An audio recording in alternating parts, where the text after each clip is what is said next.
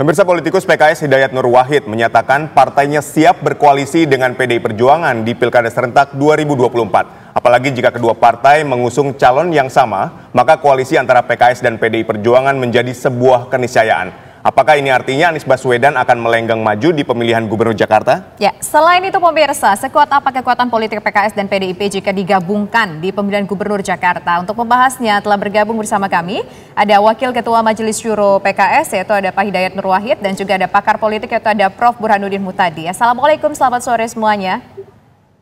Waalaikumsalam warahmatullahi wabarakatuh. Selamat sore semuanya. Selamat sore Pak Hidayat. Kalau dari informasi yang kita dengarkan tadi, tampaknya PKS siap untuk berkoalisi dengan PDIP. Sudah sejauh mana komunikasi politik ini dilakukan? Mengingat dulu pada saat Pilpres ini yang didukung berbeda. Kemudian di saat Pilkada sebelumnya juga yang didukung berbeda. Sudah sejauh mana komunikasi politiknya? Ya, sekali lagi seperti yang tadi saya sampaikan ya, yang tadi juga ditayangkan di Metro TV, Pilkada ini adalah satu maaf di TV1 ya.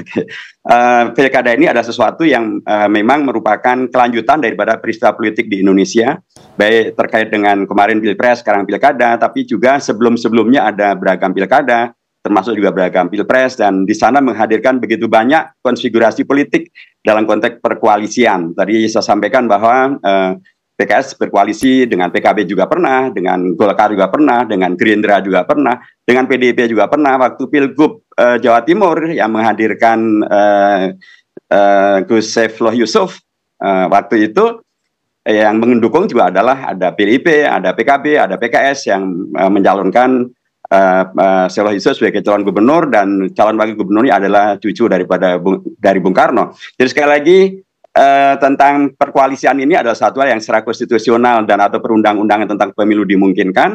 Praktik politiknya juga sudah terjadi, dan karenanya tidak ada istilah minyak dan air seperti yang diwacanakan oleh sebagian pengamat gitu ya. Tapi tentu saja tujuan daripada berkoalisi tentu bukan sekedar untuk menang ya, tapi tentu ada nilai-nilai yang diupayakan tetap diperjuangkan, dan komunikasi politik antara partai politik ya biasa saja terjadi, baik itu pada tingkat formal maupun pada tingkat non formal, individual maupun dan lain sebagainya. Tetapi yang jelas partai politik memang harus selalu membuka diri berkomunikasi untuk kemudian mengkomunikasikan dan atau memperjuangkan apa yang menjadi program-program partai ataupun juga target-target partai, dan itu biasa terjadi. Dalam konteks ini maka kalau PDIP mewacanakan akan mendukung Pak Anies Baswedan, PKS sesungguhnya tidak sebagaimana tadi disebutkan bahwa setelah PKB mengumumkan atau setelah Pak Anies menyatakan diri sebagai siap untuk menjadi calon gubernur, kemudian partai berlomba-lomba ataupun berduyun-duyun mendukung beliau termasuk PKS. Enggak, PKS seperti diketahui bahwa sejak tahun 2017 PKS sudah mengusung Pak Anies sebagai calon gubernur dan menang. Dan kemarin waktu Pilpres PKS lagi mendukung Pak Anies sebagai calon presiden sekalipun belum menang. Jadi kalau kemudian nanti misalnya DPP memutuskan sesuai dengan sesuai usulan daripada DPP PKS Jakarta untuk kemudian mengusung Pak Anies, ya ini bukan tiba-tiba, tetapi sesuatu yang memang sudah lama terjadi. Baik, Pak Hidayat, dari PDIP sendiri kan juga bersedia, misalnya katakanlah mendukung Anies Baswedan, kemudian syaratnya misalnya cawagupnya dari PDIP. PKS ini menanggapinya seperti apa? Saya yakin kawan-kawan PDIP sangat bijaksana gitu ya untuk kemudian mempertimbangkan calon-calon yang akan dimajukan gitu, dan semuanya juga paham tentang relasi antara PKS dengan Pak Anies Baswedan dan relasi antara PDIP dengan Pak Anies Baswedan pada waktu beliau menjadi gubernur. Dan tentu saja chemistry ini tentu juga amat sangat dipertimbangkan oleh semua pihak. Dan tentu saja kita juga tidak boleh hanya mewacanakan satu pihak dari partai saja, tapi juga tentu harus mendengar apa yang menjadi kesepakatan dan kesesuaian dengan calon gubernur yang diusung. Tentu akan ditanyakan bagi Pak Anies Baswedan, chemistry-nya akan lebih dekat dengan calon wakil gubernur dari PKS atau dari partai yang lain. Itu suatu hal yang saya kira sangat penting untuk difahami kalau kita menginginkan mengusung untuk sukses, bukan mengusung untuk kemudian malah menjadi sesuatu yang tersendat-sendat di tengah jalan. Tapi kalau kita bisa memberikan katakanlah hitung-hitungannya, kalau dari segi angka berapa persen kemungkinan PKS dan PDIP ini akan bersatu maju ke Pilkada mengusung Anies Baswedan? Ya, sekali lagi saya sampaikan bahwa peristiwa kalau nanti terjadi misalnya PKS dengan PDIP, itu bukan sama sekali baru. Di Pilgub Jawa Timur sudah, di Pilgub Sulawesi Selatan sudah, di Pilwalkot Banjarmasin juga sudah. Jadi ini potensinya mungkin saja. Tinggal lagi bagaimana kemudian waktu yang nanti akan kemudian menjawab ya, karena memang kan sampai hari ini KPU bahkan belum membuka pendaftaran cagup dan cawagup, baru nanti akan dibuka pada tanggal 7 Agustus tahun 2024. Jadi waktu masih cukup panjang untuk kemudian kita mengkomunikasikan secara lebih elegan lagi tentang siapa cagup dan cawagup yang akan didukung oleh PKS sebagai partai yang diamanahkan oleh rakyat Jakarta kembali menjadi pemenang pemilu di Jakarta, dan siapa yang nanti akan menjadi pasangan bagi calon gubernur yang akan disepakati bersama oleh partai-partai pengusul. Baik, dari Pak Hidayat kita menuju ke Prof. Burhan. Prof. Burhan, kalau misalnya PKS bersedia atau melakukan koalisi dengan PDIP, Anda menilai peluang Aniesnya seperti apa, Prof? Pertama begini, betul yang disampaikan oleh Pak Hidayat Nur Wahid ya, bahwa PD Perjuangan dengan PKS punya kisah koalisi di beberapa pilkada. Tetapi menurut saya itu lebih ke exception ketimbang rule. Jadi rule-nya secara umum kalau kita bandingkan dari sekian banyak pilkada, itu relatif sangat jarang PD Perjuangan dengan PKS berkoalisi. Meskipun sudah ada pengalaman sebelumnya, termasuk Pak Nurdin Abdullah di Sulawesi Selatan, termasuk Pak Jokowi waktu maju sebagai wali kota Solo didukung oleh PD Perjuangan dan PKS. Tetapi secara umum memang polanya masih sangat jarang.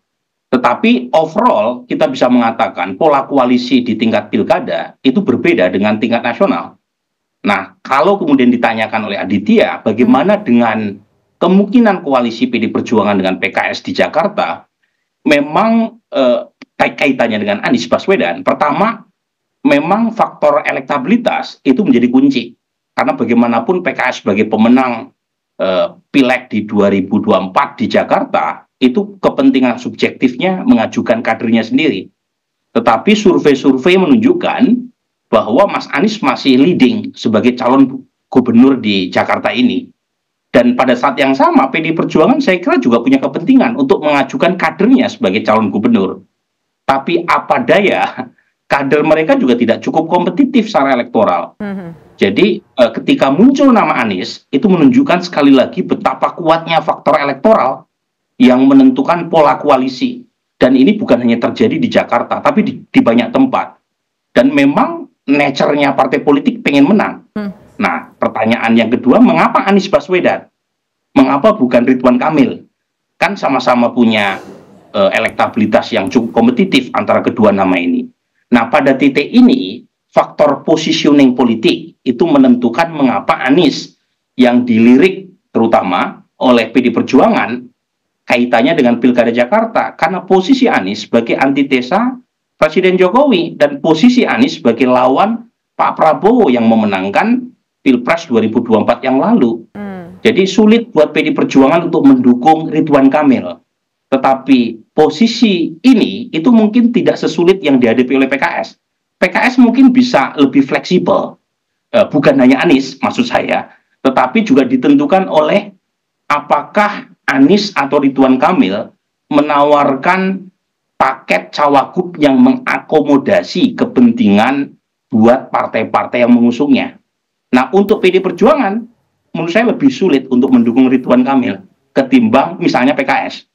Tetapi kalau misalnya PKS mendapatkan posisi cawagup untuk mengusung Mas Anies, sementara PD Perjuangan tidak mendapatkan privilege itu, saya kira PD Perjuangan atas nama untuk mengalahkan calon yang didukung oleh Istana, bisa saja mendukung paket Anies bersama cawagup dari PKS dan tidak mungkin mendukung Ridwan Kamil. Karena lagi-lagi positioning politik yang sangat bertolak belakang antara PD Perjuangan sekarang dengan kubu Pak Jokowi. Oke, pertanyaan selanjutnya tadi sudah dikatakan bahwa ada saja mungkin peluang bahwa siapapun yang nanti diajukan bersama dengan Anies oleh PKS, baik itu dari PKS ataupun dengan PDIP ataupun dengan siapapun, ini tampaknya ya posisinya kejepit PDIP, begitu ya Prof. Burhan ya. Lantas kalau kita melihat dengan kondisi yang paling strategis, yang paling memungkinkan saat ini dari berbagai macam sudut, baik elektoral, kemudian mesin partai politiknya ataupun mesin politiknya, menyandingkan Anies Baswedan dengan